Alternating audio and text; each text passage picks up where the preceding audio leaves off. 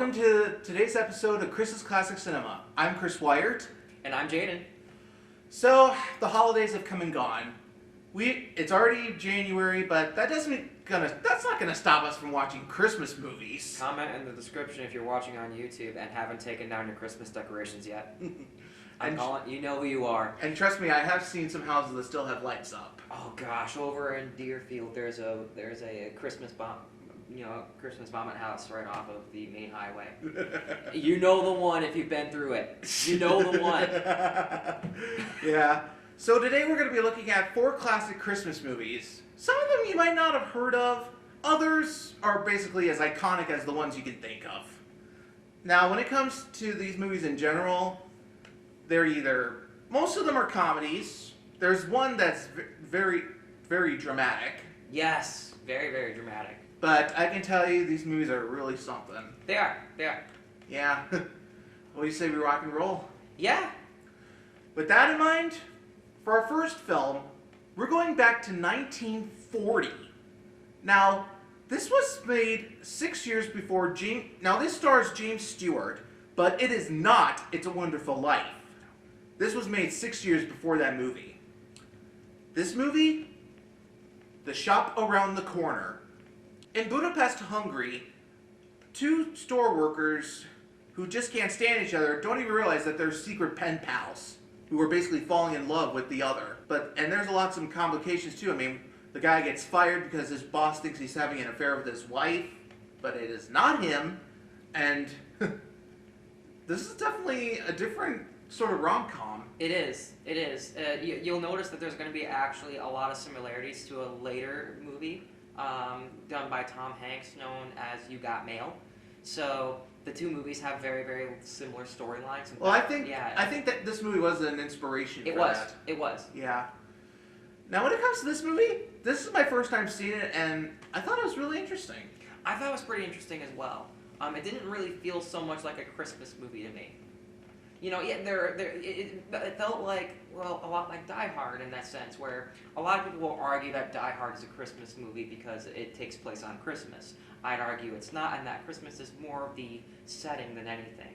And I'd argue that for this movie too. I mean, yeah, Christmas is in the setting, and it's definitely in the air, but it's not the main focus of the story. That is true. With that in mind, let's talk about the cast. Yeah. You have the 2 leads, James Stewart and Margaret Sullivan. I'll be honest, I enjoyed James Stewart in this more than in It's a Wonderful Life. Really? I did. I felt that the casting I felt that this was more of a him character. That this character fit him a lot better than with It's a Wonderful Life. Because my biggest problem with It's a Wonderful Life was, and I think I alluded to this in other episodes prior, is that there was a bit of a disconnect when they were playing back some of the younger scenes of James Stewart. You know, you're talking about a guy that looks like he's north of 30 playing as a teenager. You know, it felt kind of forced in that scenario, whereas this felt a lot more like in his element. That I can't argue with that. Mm-hmm. And then you have the girl Margaret Sullivan who... Yeah. At first, she just wants a job. Oh, yeah.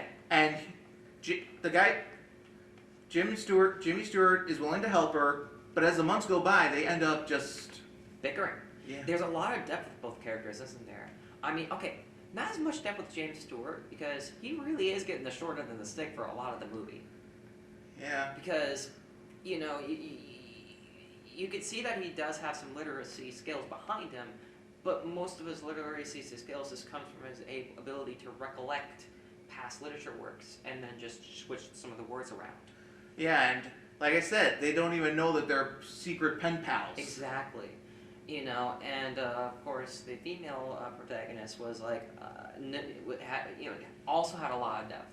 You know, in writing, this very eloquently spoken person, very well spoken, very pretty, very polite. Whereas in this, she's very much stuck in her ways, very much, not stuck in her ways or stubborn per se, but definitely was the kind of person that wanted to take charge of the situation and wanted to be shown that she was in the right. Yeah. I gotta admit, the chemistry between them is really good. It's very, very good. Yeah.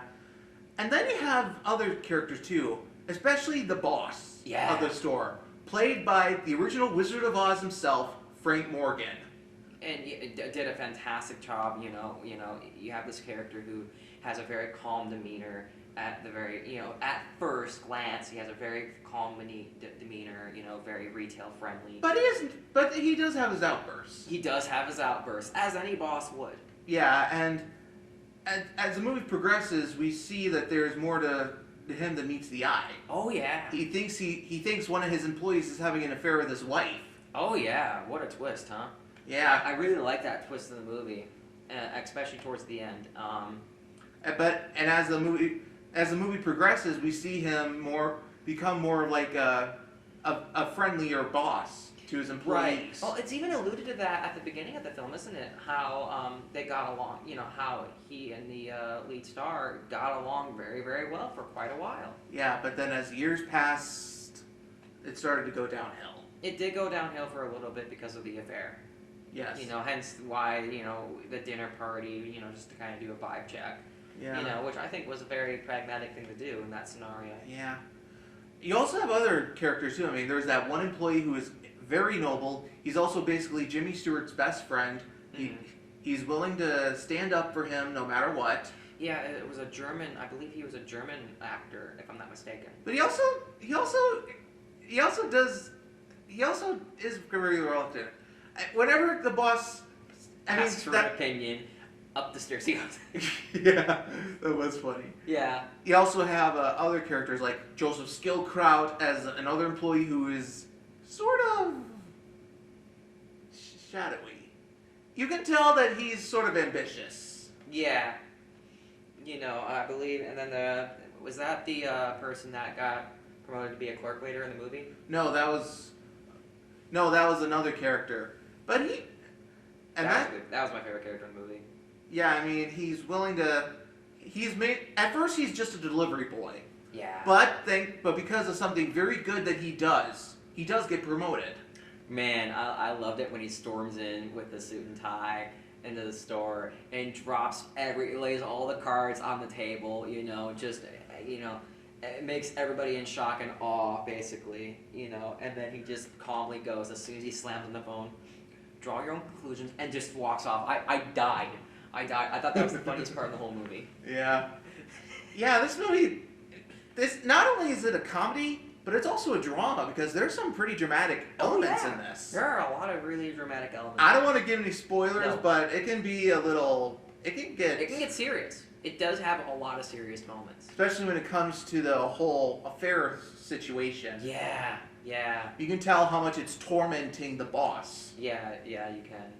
Yeah, and now let's talk about the production, because Pretty good production value.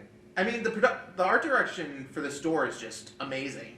And It really has that old school general store feel to it. It does, but notice there isn't that many settings. You get the main storefront, of course. You get the main store. Then the restaurant. Then you get the restaurant. Then you get the office, and then you get the room. Yeah. That's it. That's it. Those are all four. Those are all four scenes. Yeah, but still, this movie was actually made pretty cheap. It was. Yeah. Like, you can tell the movie was done on the cheap, but at the same time, it is 1940. So it isn't like they needed Panavision or anything like that. That wasn't a thing yet. Plus, it was wartime. That is true. I mean, yeah, and frankly, I think maybe it was because they had way more production value when it came to, like, say, The Wizard of Oz, since MGM was doing that movie at the time too. Yeah. But it goes to show that you don't really need, and this has been proven many, many, many times, that you don't need high production for a good story. And I felt that it was a really good story. And surprisingly enough, I noticed that there's no music in the movie at all. No. Only in the beginning credits and right at the ending. It doesn't need it. It's not needed. It's not necessary. It almost felt like we were watching a play or something. I believe there was a playwright. That is true. This movie was actually based on a play made by a Hungarian. Yes. Yeah. So it was done as a playwright. Yeah. Yeah, and it was a really interesting take. I mean, normally you would have like background music in some of those scenes, but there was a net. 1940, you didn't have the budget, like honestly, because think about how the kind of splicing that you need to do to add in music post. That's really difficult to do. Even in nowadays, it's really easy, but in 1940, you need to be an MGM or a Disney or a big production studio to allocate those kind of resources for a movie. That I can agree with. And there's also other good things too, like costumes are very modern. Oh yeah. The film editing is very impressive. It is. It's done very well. Yeah, and the cinematography really gives you that old home feel to it. It gives you a medium-sized town feel, I'd argue. Medium-sized town is probably what I'd say, like a Zanesville or a Beloit or a Sheboygan. And like I said, this movie takes place in Budapest, Hungary. And this was just when World War II was starting. This was on the eve of war, yeah. I mean, this was made around this. If it was Budapest, Hungary at that time in real life, who knows what it was like, especially after the Nazis invaded Poland. Right. I think it was actually occupied by the Third Reich at the time, but I don't. You can edit that bit out. Well, we don't know. Surprisingly enough, even though this movie was pretty good, it didn't get any Oscar nominations at all. Not surprising. But Jimmy Stewart actually did win an Oscar that same year. It was for another rom-com with Katharine Hepburn and Cary Grant, The Philadelphia Story. It was the only Oscar he won in his entire career. And this movie was actually, we mentioned before, it was the inspiration for It's a Wonderful Life. If it weren't for this movie... You mean You've Got Mail? Well, no, It's a Wonderful Life, because it was because of Jimmy Stewart's performance in this movie that he got casted later in It's a Wonderful Life. Oh, that's cool. I also know that the American Film Institute did put this film in their list of top 100 romantic movies. Right. Yeah, and the romance is there. I mean, it's definitely there, and it's definitely a little bit more modest. Yeah, and it's also preserved in the National Film Registry. And the Library of Congress. Yes. So. Yeah, so I gotta say, for a first time seeing this, I thought it was really good. I thought it was good.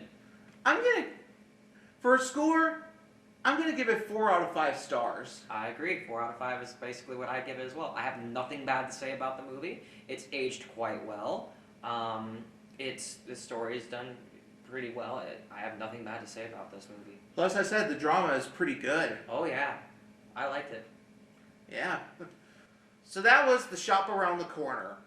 For our next film, we're going ahead to 1947 with another classic Christmas comedy. Now, this was the same year as 2 other movies that we reviewed last year for our last Christmas episode. First, there was Miracle on 34th Street, then The Bishop's Wife. For this film, it happened on 5th Avenue. A lot going down in New York at that time. 47 Christmas in New York City was very busy. Yeah. In New York City, a bunch of homeless people find themselves a home in a millionaire's mansion. Little do they know that one of the occupants is actually the daughter of the millionaire, who actually persuades her father to let them live while pretending to be a homeless guy. Now, I gotta admit, I did get a few good laughs out of this. There are some quirky elements that were interesting. I wasn't as big of a fan as this movie, personally, because I felt that a lot of the scenes were quite hokey and forced. But I get that's kind of the intent of the movie, too. I mean, it's supposed to be pure comedy. Mm-hmm. Yeah, I mean, and like I said, this came out the same year as Miracle on 34th Street, so it definitely had some competition. Not only did it have competition, it came from an up-and-coming studio that had never been taken seriously in the film industry before. The company Monogram, this was their first major, big box office film with a serious production value. Over $1 million, which was insane money back then. Yeah. Because before this, Monogram, it was mainly a B-movie studio. So they wanted to be taken more seriously, and this was the story they went with. Yeah. Now let's talk about the cast. Mm-hmm.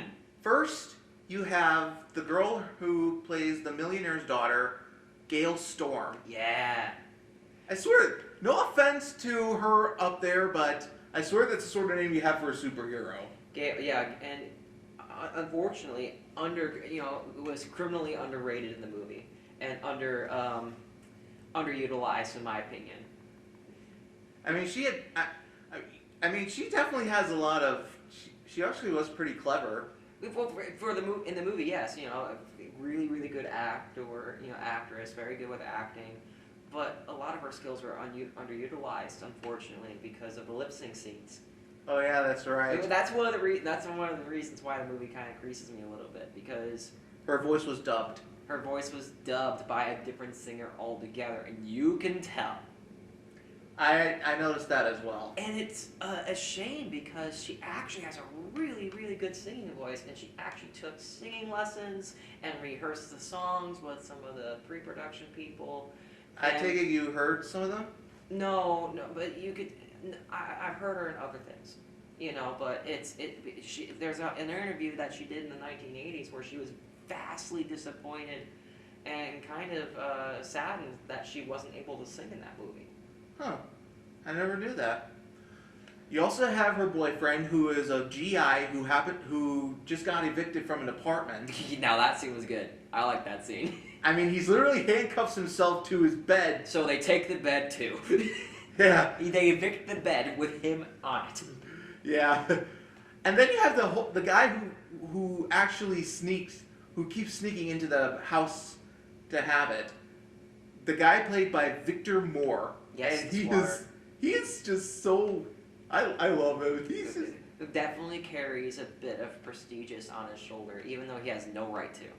I mean, you have a guy literally trespassing onto a millionaire's property, and then he literally slips through the back fence, goes through a pothole, and then also admits to doing this with other houses year round.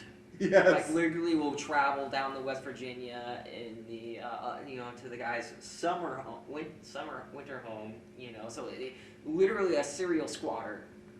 But you just can't help but like him. He's a lovable character. I liked him a lot. Plus his dog is so cute. His dog was really cute.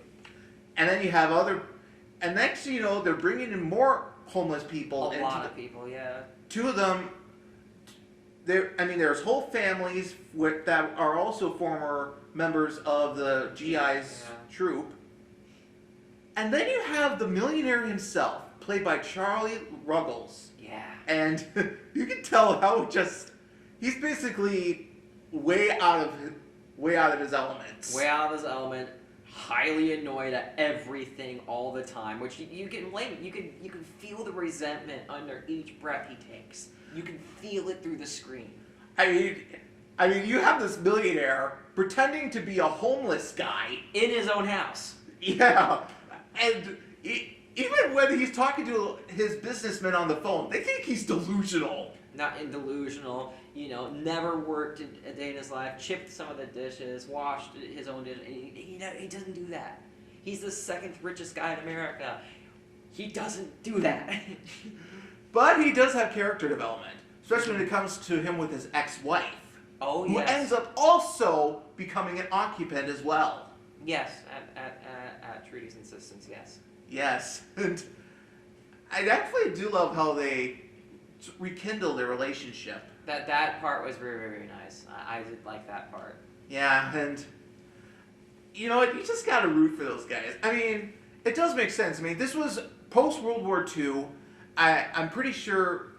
I can't imagine how housing was at that time. Well, it was very jarring for a lot of GI members to kind of, you've been in the war, you were literally paraded around as a war hero, and now what? Seriously, now what? You find a job and you settle down? A lot of these GIs were tooled up from the war still. Some of them not just tooled up, but also had very traumatic experiences and just with bad PTSD and couldn't go back to work. So a lot of GIs despite the GI Bill being one of the most aggressive and most progressive things of the 20th century for a lot of our veterans, there was still a lot of struggle to be had. Yeah, well, along with that, there's also the. I also love how they came up with the idea of using barracks as alternative homes for. Oh yeah, oh yeah, and there are real life examples where that happened. Yeah. Yeah. Now let's talk about the production because I gotta say the sets are so good. I love the mansion. $1.2 million. It ought to be. Yeah. You could definitely tell that that mansion screams. It just screams big money, not old wealth or new wealth, just wealth. Yeah. Yeah. I mean, I also just. And when it comes to some of the scenes too, I mean, they're just so good. I mean, you just see them celebrating Christmas Eve. They're singing carols. Next thing you know, two cops come in, and they're like, you know what? You can stay here till New Year's. Merry Christmas. Exactly. Definitely a different time in America. I mean, yeah, and like I said, I just love how that millionaire just feels so out of place. There are times when he just wants to snap. Oh, he was so close sometimes, wasn't he? Especially when they came to the. I mean, he's sleeping in the basement with the dog, and next thing you know, his bed just done. It's done. It's seen better days. But there's some sweet irony in that, isn't there? Because that was the maid's bed. That was the housekeeper's bed. Yeah. He bought that bed. That is his room. So it kind of shows how. It kind of alludes to how poorly he treated his staff before the movie starts. Yeah.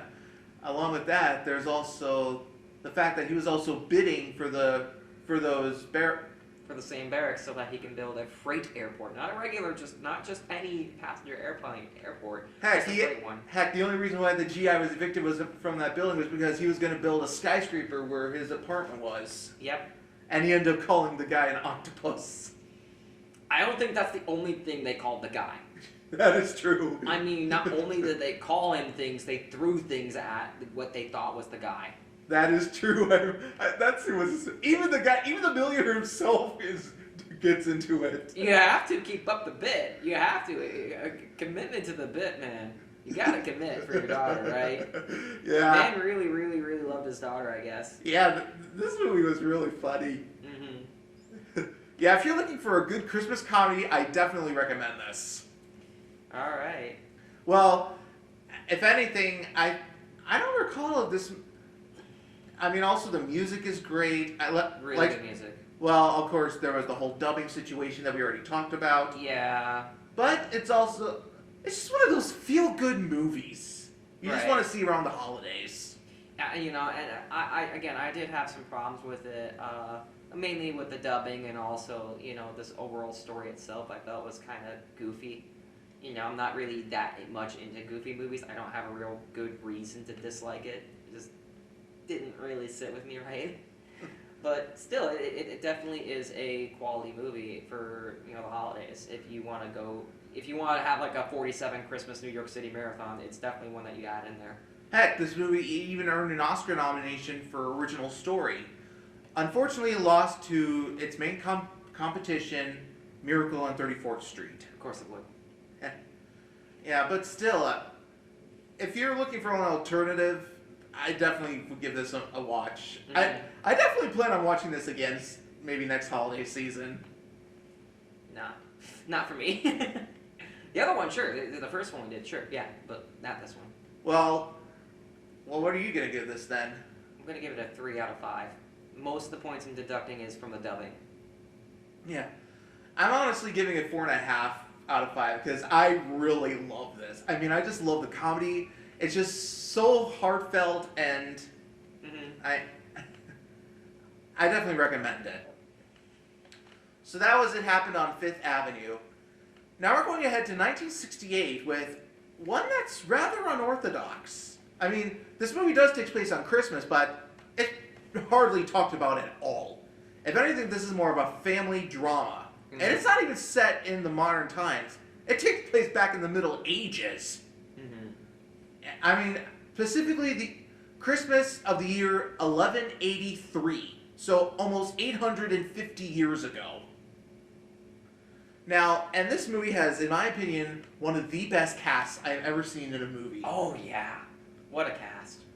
I am talking about the classic 1968 film, The Lion in Winter. During his reign, King Henry II invites his sons, as well as his wife, Queen Eleanor, to join him for the holidays. Unfortunately, due to squabbling between figuring out who is going to be the next ruler of England, the family is basically as dysfunctional as anyone could be. And there's complications too. I mean, the king is having an affair with a princess who also happens to be the half-sister of a visiting king who wants to form an alliance. Who wants to maintain the alliance with France. Yes. And then, like I said, his sons are ambitious. They have to figure out which one is going to be the next king. Right.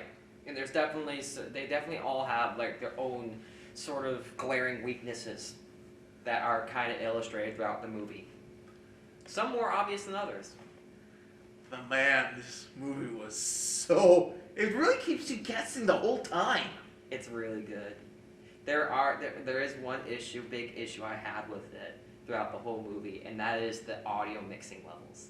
There were some scenes that were just blaring your ears out, right? They're really, really loud. And then there were other scenes where they're talking really, really quiet and you couldn't understand a thing they're saying. You know, so a lot of volume adjusting. You can definitely tell it was filmed in England. You could definitely tell. It was also filmed in France as well. It was actually, more specifically, I think it was filmed in Wales and Scotland, and I think a little bit in Northern Ireland. I recall in the credits it said it was filmed in Wales. Okay. Yeah. But still, the cast. Like I said, this has got to be one of the best casts I've ever seen for a movie. You have huge names. I mean, you have Peter O'Toole, Katharine Hepburn, even modern stars of today like Anthony Hopkins and Timothy Dalton. Right. Both of them in their first film. Yeah. This was their first film. This was a breakout role for both of those guys. I mean, you have Hannibal Lecter and James Bond basically arguing with each other on this when in their first film, and it's just insane. It is. You know, the story is extremely captivating as the story progresses, and it's also really kind of confusing. You wonder how the king and queen, because it's based on pseudo real life events, right? These were events that were they were real people. Well, historical accuracy is dubious at best. This movie is not. I mean, historically, as far as we know, I don't think this movie, this whole Christmas never happened. No. Year before and after in the same town, but not that year. Yeah, but still, and the thing is, they're able to condense so many years of family conflict into just one night. This movie literally takes place in almost at least one day. Yeah, in about 2 days. Yeah, about a day and a half, really. It's interesting because, you know, the Queen, of course, at this time, she had been in prison for 10 years, you know. For trying to undermine the king. And I believe also was involved with the poisoning of his second I'm not wife. sure. It's confusing. It's Middle Earth politics. Middle Ages. It's Middle Ages politics. In Europe, it's gonna be confusing. There's literally books on the chivalry stuff. Anyways, let's talk about the cast because you have the two leads, Peter O'Toole and Katharine Hepburn, and they are just perfect. I mean, yeah. As I was about to say, like she just comes out of prison for 10 years, and then gets and then has this really intense love-hate relationship with the king. You know, they speak so fondly of each other, but it's all demeaning and has a bit of a sting to it. And they just can't stand each other. No, you can't because tell. Because of their political aspects. Not only that, but they almost love the fact that they can't stand each other. Because there's definitely passion in there. There's definitely some moments there where they really appreciate one another's hatred for one another, the undermining of it all. And it's like, this is interesting. Like, I could eat this up all day. And the thing is, you never know you can never tell what's going on in their heads. No, you can't. it just keeps you guessing. And And then you have the bishop, the bishop who is just sitting there in the background, just going, "Oh, okay, it's another day in the office." You can tell he's done with everything. yeah, I mean, and when it comes to the three princes. yeah, I mean, yeah, you have Richard the Lionheart, played by Anthony Hopkins, Mm-hmm. then Geoffrey, and then Prince John, played by Nigel Terry. Mm-hmm. And all three of them have their own quirks and cunningness to them. And they are both very ambitious. All of them are. John thinks that he's going to be king because he thinks he's the favorite. Mm-hmm. Richard thinks he should be king because he's next in line. Yeah, he's the eldest. And Geoffrey is basically trying to sneak his way into taking the crown from both of them. Exactly. Because he's the middle child and underappreciated. Underestimated, as it were. Yeah. And you know what? In real life, Richard actually did end up getting the throne. And so did John. That is true. First Richard died, and then King John took his place. And it was during King John's reign when the famous Magna Carta was made. Mm-hmm. He also ended up being the prince that was also in the legendary Robin Hood stories. Mm-hmm.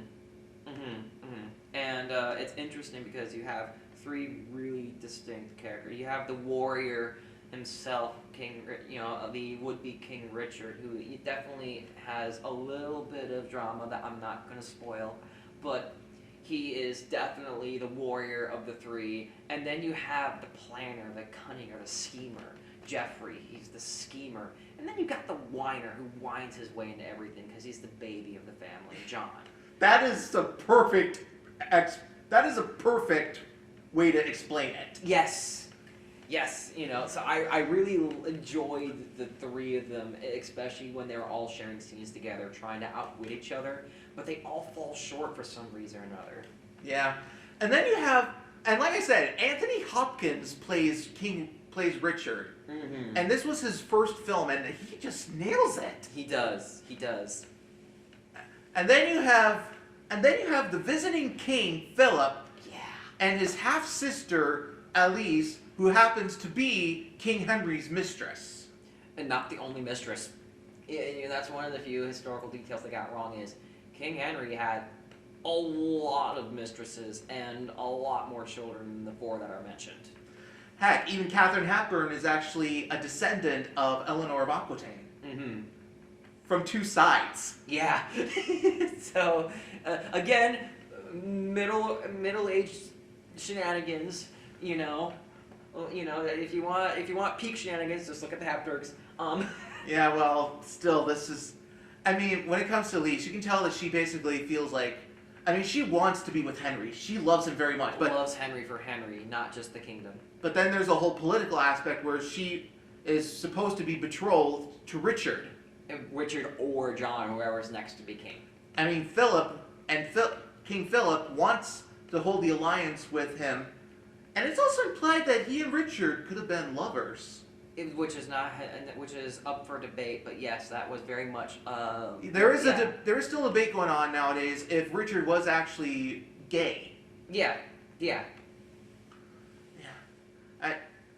I mean, but still, this cast. I mean, they just have so much chemistry. It's so good.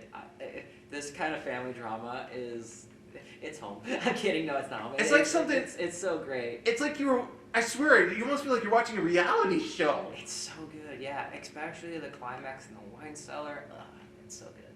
Yeah.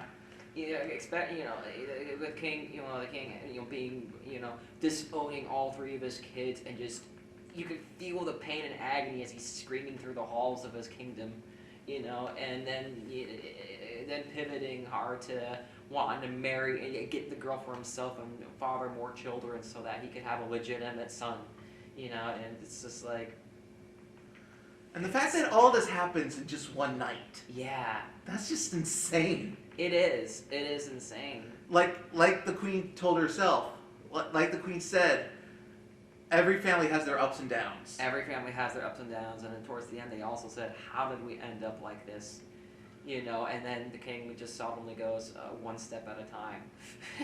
Now, when it comes, I mean, the script is just so good. It's a really solid script. It's actually an adaptation of a play written by the same guy who did the script, Yes. James Goldman. It failed. It was a bomb in the office when the original playwright actually failed miserably. It was a failure initially. But it did get some critical love on Broadway. Yeah. I mean, the original cast included Rosemary Harris, Christopher Walken, and Robert Preston. Right. Rosemary Harris actually won a Tony for playing Eleanor. Mm-hmm.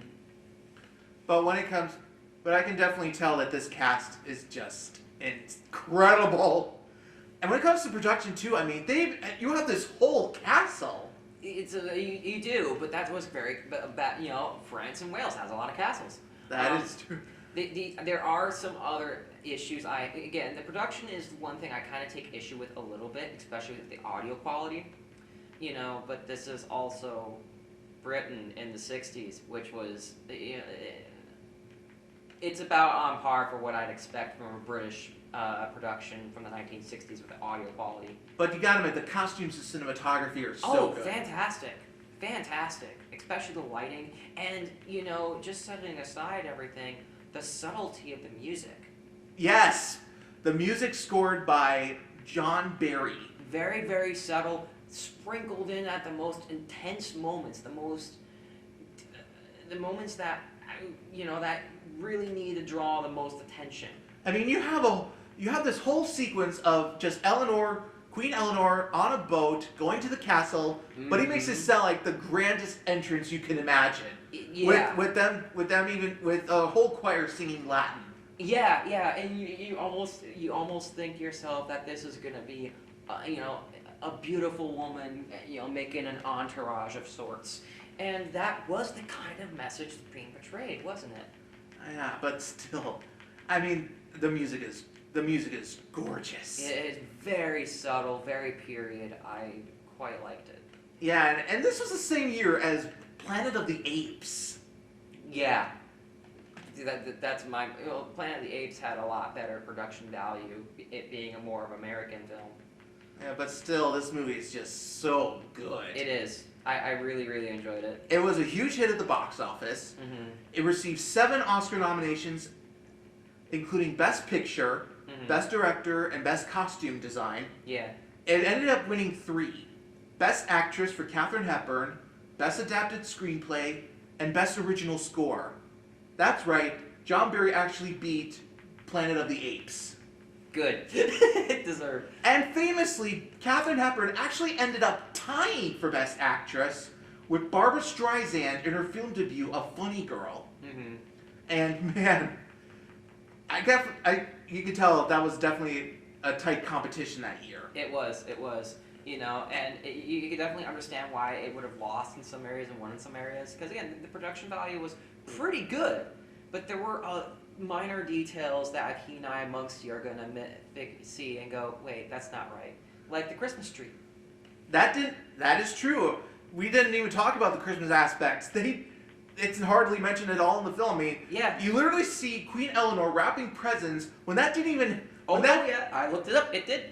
That goes as far back as the 300 BC. Yeah, well... But not in Christianity. That's the key here. And the Christmas trees... They did... Not 500 years. Yeah, that is true. Now, when it comes to... Also, Peter O'Toole is nominated for the Oscar for Best Actor. Mm-hmm. He lost, but ended up winning a Golden Globe. And the film even earned the Golden Globe for Best Drama Motion Picture. Right. And let's talk about... And 1968 was a very big year. I mean, Planet of the Apes, 2001: A Space Odyssey. And not only this, but this was the movie that actually had producers go up to Timothy after the movie was done with, and it's run its course, and it was like, you want to be Bond. And yes! They wanted him to be the next James Bond after Sean Connery. He thought he was too young, so they brought in George Lazenby for the film On Her Majesty's Secret Service. Yeah. Then Sean Connery would return, then Roger Moore would do 7 films, and then Timothy Dalton would actually do James Bond in the late 80s in 2 films. Yeah. The Living Daylights and License to Kill. which in my opinion was the right call. You know, he was very young in that movie, very handsome, very young. You know, I mean, he's portraying a really mature for his age 17-year-old in the movie. I mean, so I think it was the right call to have him age another 20 years. That I can agree with. And when it comes to also, I know that there was actually also a TV remake of this movie back in the early 2000s with Patrick Stewart and Glenn Close. I did see that, yeah. I saw that too. In fact, Glenn Close even won a Golden Globe for her performance as Eleanor. I believe there was also a radio performance of it as well. Yeah, I think there was as well. But still, when it comes to this movie, it's just so good. I liked it. What are you going to give the rating? 4.5 out of 5 stars. I'll give it 4.5. I'll give it 4.5. If anything, I wouldn't quite call this a Christmas movie. More of just a general drama. You want a drama movie based on the Middle Ages that isn't the Lord of the Rings? This one. Or if anything, you want a drama set in the Middle Ages compared to like Braveheart or say. Yeah, if you're into old British films, this is a must, in my opinion. Especially if you're looking for one that deals with like not only dysfunctional families but also politics of that time. Yeah. Oh yeah. I mean, this movie is, man.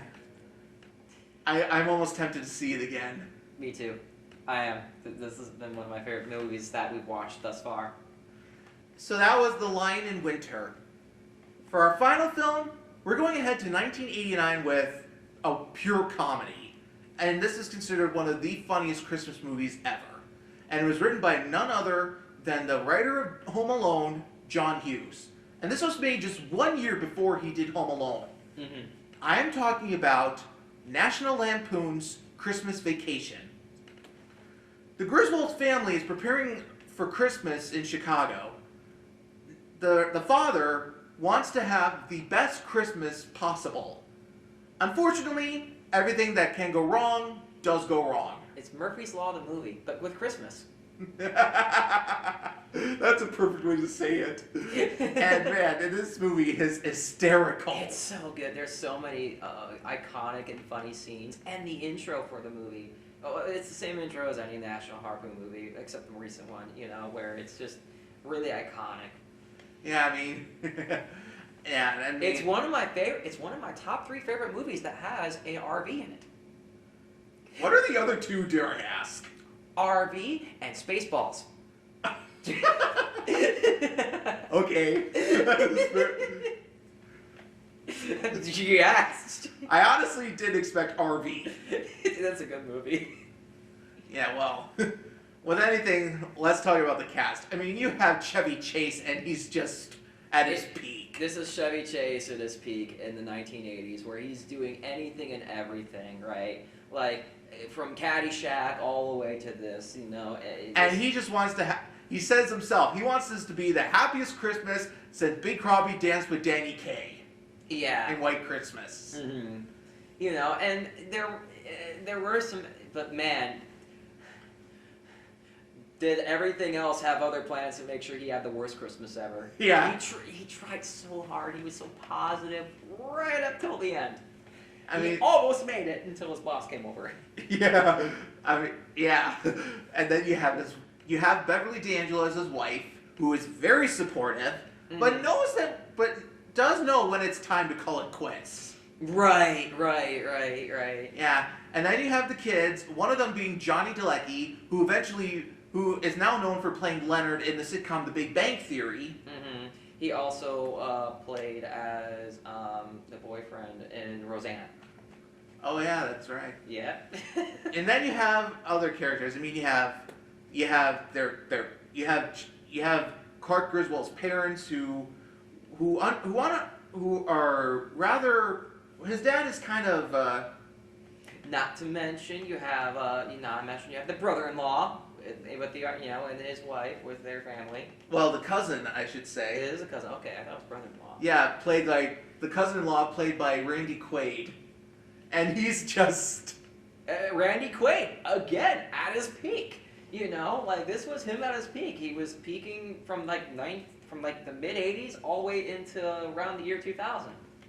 Yeah, and man, that whole scene with, some of those scenes are just so hysterical. Iconic is what I would say. It's some of the most iconic things ever. Like, to also, this day, you have people who will still go all out with Christmas lights because of this movie. yes, the whole Griswold aspect of it. That whole house is just, the fact that it caused the blackout. Right. Not to mention the world's deadliest sled. You know, the flying saucer that literally flames behind you. It's like, that's impressive. That is impressive. I've always wanted a sled like, every kid back in the day wanted a sled that fast, right? Every kid back then. Yeah, and you have other characters too. One of them you have Clark's aunt, played by Mae Questel, who is actually famous for being the original voice of the cartoon character Betty Boop. Yeah. And this was the fact that she was still acting at that age. It's still, a year earlier she did Betty Boop in Who Framed Roger Rabbit. Mm-hmm. And then you have other characters like the boss, played by Brian Doyle Murray, Bill Murray's brother. Yep. And he's very snarky. He's very tough. He's very tough, very snarky, and decides, that this year he's going to do something different with the Christmas bonus that terribly backfires. Yeah, and then you have the neighbors. One of them played by Julie Louis-Dreyfus, who was actually that same year starting her role of Elaine in Seinfeld. Mm-hmm. And man, this cast is hysterical. It's a great cast. Again, this was the right cast, the right time for these people. This was a movie that hit the right time with the right cast. It could have only been these guys, right? Yeah, you probably could have thrown in Bill Murray somewhere or something like that, but let's just say the 80s was probably one of the best decades ever for comedy, in my opinion, and this was one of the crown jewels, in my opinion.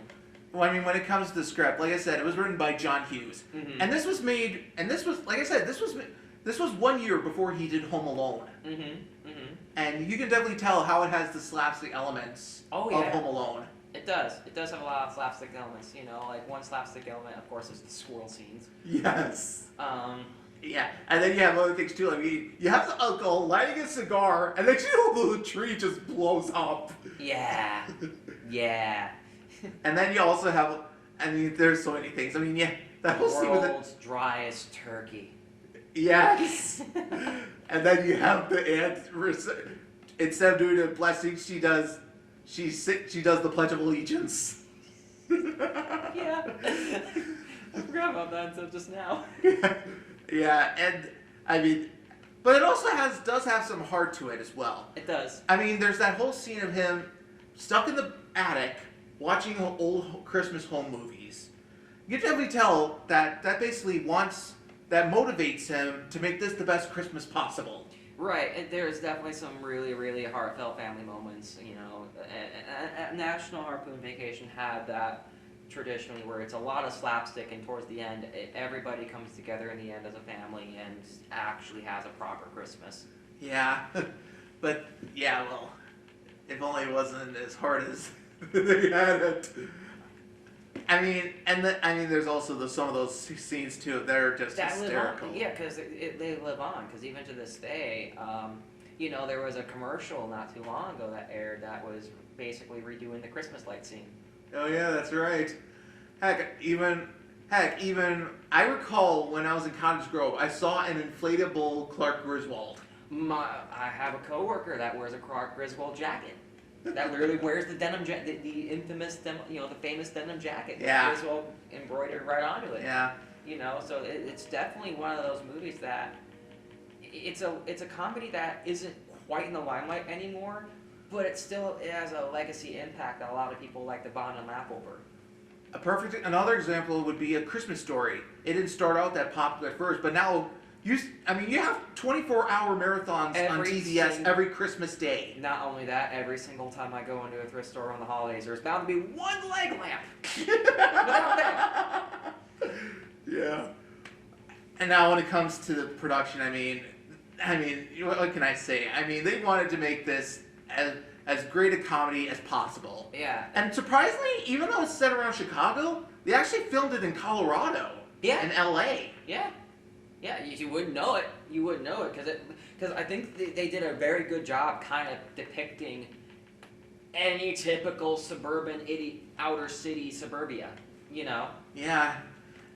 I mean, when it comes, I guess there's no way you could see it. Get a Christmas tree that big out in like Illinois. No, you have to go to Wisconsin. no, you have to come up here. You have to come up here for that. Yeah. I've been to Illinois. It's flat land. There is no trees down. There's some trees, but not that big.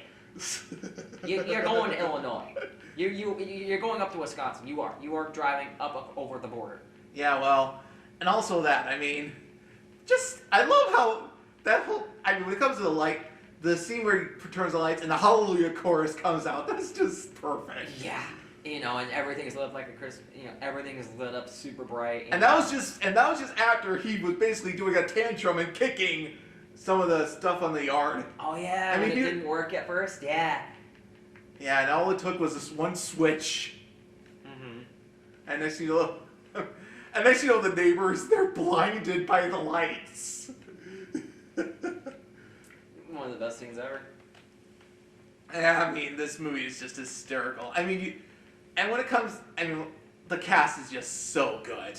This is actually the movie that inspired my significant other's family to say that they would never do turkey again. They've just done ham ever since. Both Thanksgiving and Christmas. They will only do ham because of this movie. And I don't blame them. I don't. The puff of stench. Sure, we're going to use that. I can smell the dry turkey from here. The dry turkey, it's turkey jerky. It's tasteless, dry turkey jerky. And they tried so hard to be polite and eat it anyways. They tried. Oh boy. Yeah, well. It's just like a biscuit from the Civil War. Just dip it in more gravy to soften it. Stop, you're killing me. Oh my god. This movie is just hysterical. If you're looking for a great comedy, this is it. It is. It's a classic comedy. Surprisingly, even though it was a modest success at the box office, it did get mixed reviews when it was first released, but now it's just... It's a classic. But what National Lampoon movie isn't, Yeah, think about Animal House. There's that whole toga scene. Toga. I tried... Okay, after we're done. Yeah, well. All in all, what would you give this movie? I'm going to give it a 4 out of 5. Me too. Because I'm deducting 1 point for one reason only, and that's it's my biggest problem with National Lampoon Vacation as a whole, is that the recurring cast isn't. You only have Chevy Chase as the common denominator. That's it. That is true. That's my only complaint with National Lampoon's, Lampoon is that there is no consistency from film to film. I'll do 4 out of 5 too because personally I prefer Home Alone. I think John Hughes did a great job on that. Yeah. He did a great job with Christmas Vacation, no doubt about that. But Home Alone definitely had a lot more heart to it. Right. This one is just straight up comedy, but still, it is hysterical. Mm-hmm. Mm-hmm. If you're next holiday season, if you're wanting to laugh your guts out, this is a must watch. I agree. I do. I agree. Yeah. So that was our Christmas episode. For our next episode, we're actually going to be doing something different. We're going to be looking at 4 animated movies that were made for TV, created by the popular animation studio Hanna-Barbera. I'm talking about the guys that did those iconic cartoons of the 60s, like the Flintstones, Tom and Jerry, Scooby-Doo. Yeah, and they just kept on going all the way through the 80s. Yeah. So I hope you all had a great time with this episode, because I definitely did. Yeah, this was a good one. Till then, I'm Chris Wyatt. And I'm Jayden. Thanks for watching this episode of Chris's Classic Cinema. We'll see you next time.